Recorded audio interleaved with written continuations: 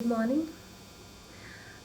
मैं doctor Veena Singh MBBS MD पीडियाट्रिक्स। आज जो टॉपिक लेकर आई हूँ वो है how to boost your baby's immunity. और बेबीज़ में इंक्लूडेड हैं बच्चे जो कि लेस देन 1 ईयर हैं, मतलब less than 12 month old babies, उनकी इम्यूनिटी कैसे बूस्ट करेंगे। तो ये जो how to boost your baby's immunity, ये वाला वीडियो मैं 2 पार्ट्स में लाऊंगी। पहला पार्ट है जो less than 12 months of age या फिर लेस देन 1 ईयर है, और सेकंड वीडियो जो होगा वो होगा more than 1 year of age. तो जैसा कि हम सब लोग जानते हैं, आजकल कोविड चल रहा है, ये सेकंड वेव है, इसने हमारे यंगस्टर्स को ज़्यादा अफेक्ट किया है। और जो बोलने मतलब जो आजकल न्यूज़ में आ रहा है वो बोल रहे हैं कि जो हमारी थर्ड वेव है, आने वाली थर्ड वेव, वो हो सकता है हमारे बच्चों को ज़्यादा अफेक्ट करे। इसके बहुत सारे कारण हैं, क्योंकि बड़े एडल्ट्स जो हैं, जो एल्डरली और एडल्ट्स हैं, अभी तक वैक्सीन उनको लग चुका है, और जो छोटे बच्चे हैं उनको अभी तक वैक्सीन नहीं लगा है। हो सकता है ये भी एक कारण भी है, बट इसमें हमें ज़्यादा टेंशन नहीं लेनी है, क्योंकि जैसा कि मैंने इससे प्रीवियस वीडियोस में भी बताया है, हमारे जो बेबीज़ होते हैं उनकी क्योंकि इन्नेट इम्यूनिटी स्ट्रांग होती है, तो उनको इन्फेक्शन जो होता है माइल्ड टू मॉडरेट ही होता है। बट हमें अपने आने वाली वेव के लिए अपने बच्चों को अभी से तैयार करना है, उनकी इम्यूनिटी अभी से स्ट्रांग करनी है। तो ये वीडियो है सिर्फ स्पेसिफिकली उनके लिए जो कि less than 1 year of age है।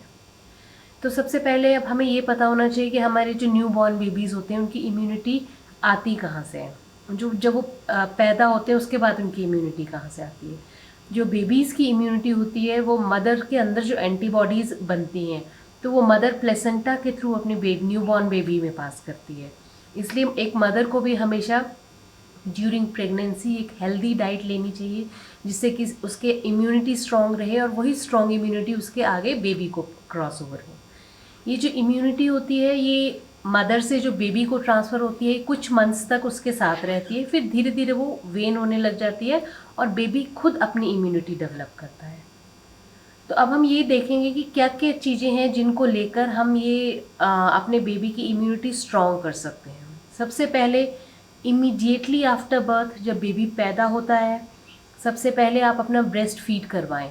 जो एक मदर का ब्रेस्ट फीड होता है वो बेबी के लिए एक अमृत के समान होता है, जो उसको पूरी, जब तक वो छोटा है, एटलीस्ट अप टू 6 मंथ्स, जो कि बेबी को हर टाइप की बीमारी से बचा के रखेगा, जिसमें कि हमारी डेडली कोरोना वायरस भी है। कुछ परसेंटेज तक तो उसको इम्यूनिटी प्रोवाइड करेगा वो। जो बेबीज़, ये स्टडीज़ में पाया गया है कि जो babies exclusively on mother's feed होते हैं, एक्सक्लूसिवली मतलब 6 मंथ्स तक उनको मदर्स फीड के सिवा और कुछ भी नहीं मिला है, ना कोई पानी मिला है, ना कोई घुट्टी मिली है, कई ऊपर से उनको टॉप फीड करवाना स्टार्ट कर देते हैं।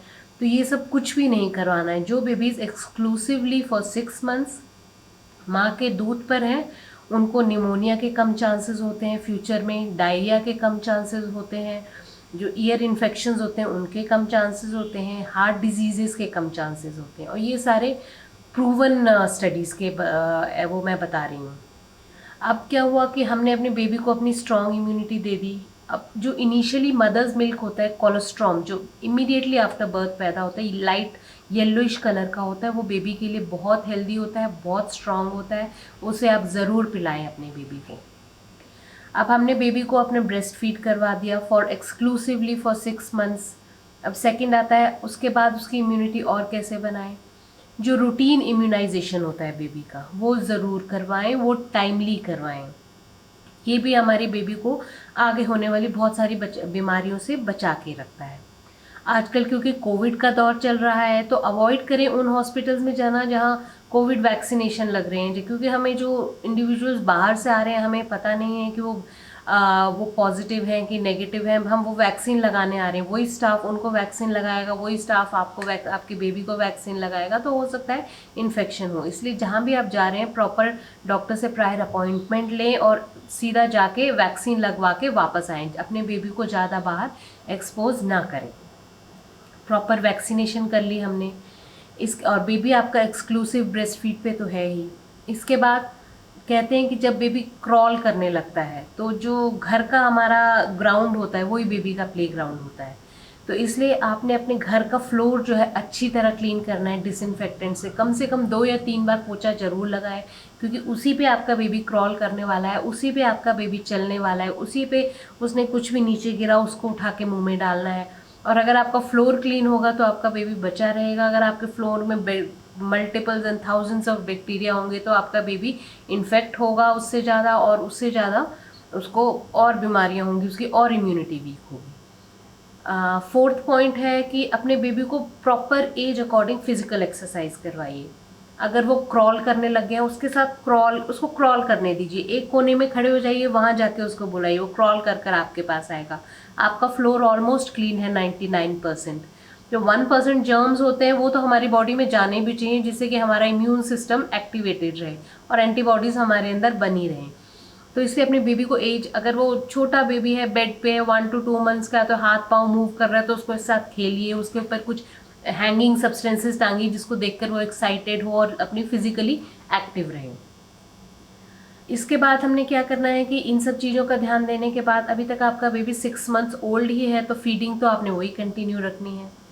फिर आपने क्या करना है, उसको स्मोक फ्री एनवायरनमेंट प्रोवाइड करना है। अगर आपकी फैमिली में कोई स्मोक करता है, आपके मेल या फीमेल मेंबर कोई भी, तो उसको कहें कि वो बाहर स्मोक करे, अंदर घर के अंदर ना स्मोक करे, क्योंकि घर के अंदर जो हमारे स्मोक करते हैं वो बेबीज़ की इम्यूनिटी थोड़ी लेस हो जाती है उनको, ये स्टडीज़ में पाया गया है। तो पैसिव स्मोकिंग भी नहीं होनी चाहिए बेबी के आसपास। फिर उसके बाद आपने क्या करना है, आपने इस चीज़ का ध्यान रखना है कि अगर आपका ये उसकी बेबी की स्लीप बहुत इम्पॉर्टेंट है, क्योंकि जो बेबीज़ अच्छी तरह सोते हैं उनकी इम्यूनिटी अच्छी होती है। जो बेबी अच्छी तरह सोते हैं, हमारी बॉडी में जो बेबीज़ की बॉडी में जो ग्रोथ हार्मोन रिलीज़ होता है वो स्लीप के टाइम ही होता है। उनकी ग्रोथ भी अच्छी होती है, उनकी इम्यूनिटी भी स्ट्रांग होती है। इसलिए प्रॉपर स्लीप आपके बेबी का होना बहुत ज़रूरी है। अब आपका बेबी ओवर 6 months हो गया, उसको हमने 7-8 कॉम्प्लीमेंट्री फीडिंग स्टार्ट करना है। कॉम्प्लीमेंट्री फीडिंग मतलब आपने अपना मिल्क तो आपने कंटिन्यू रखना है, बट उसके अपार्ट आपने उसको और टॉप फीड भी देना शुरू करना है, जिससे कि क्योंकि अब वो 6 months एंड अबव हो गया है तो उसको अब ज़्यादा न्यूट्रिशन की ज़रूरत है। धीरे धीरे आप टॉप फीड स्टार्ट करेंगे। टॉप फीड में आप कोई भी कॉम्प्लीमेंट्री जो वो आते हैं वो ले सकते हैं, काउज मिल्क ले सकते हैं, बुफेलोज मिल्क ले सकते हैं। वो उसको अनडाइल्यूटेड देना है, स्टार्टिंग में बिल्कुल थोड़ा थोड़ा देंगे, दिन में 2-3 चम्मच दिए। अगर आपका बेबी उसको डाइजेस्ट कर लेता है फिर आप उसको धीरे धीरे इंक्रीज करेंगे, बट टू बिगिन विथ हमेशा लिक्विड देंगे, बिकॉज आपका बेबी अभी 6 months तक लिक्विड डाइट पे ही था। कई पेरेंट्स इतने ओवर एंथुजियास्टिक होते हैं कि साथ में बिस्किट दे दिया, साथ में सेमी सॉलिड दे दिया, साथ में लिक्विड दे दिया, तो ऐसा नहीं करेंगे। अभी तक आपका बेबी जो था वो लिक्विड पे था, तो उसको टॉप फीड जो हम कॉम्प्लीमेंट्री करेंगे वो हम लिक्विड मील से ही करेंगे। प्रेफरेबली उसमें हल्का सा गुनगुना करके उसमें हल्की सी चीनी डाल के वो अपने बेबी को पिलाएंगे। 2-3 दिन तक वही कंटिन्यू रखेंगे, साथ में अपना ब्रेस्ट फीड कंटिन्यू रखेंगे। अगर आपके बेबी उसको एक्सेप्ट कर लेता है फिर आप उसमें दूसरा टेस्ट और इंक्लूड करेंगे। ऐसे धीरे धीरे करके सेमी सॉलिड फूड इंक्लूड करेंगे, और by the age of 10 months आपके बेबी को हर वो चीज़ खानी चाहिए जो आपके घर में बनती है।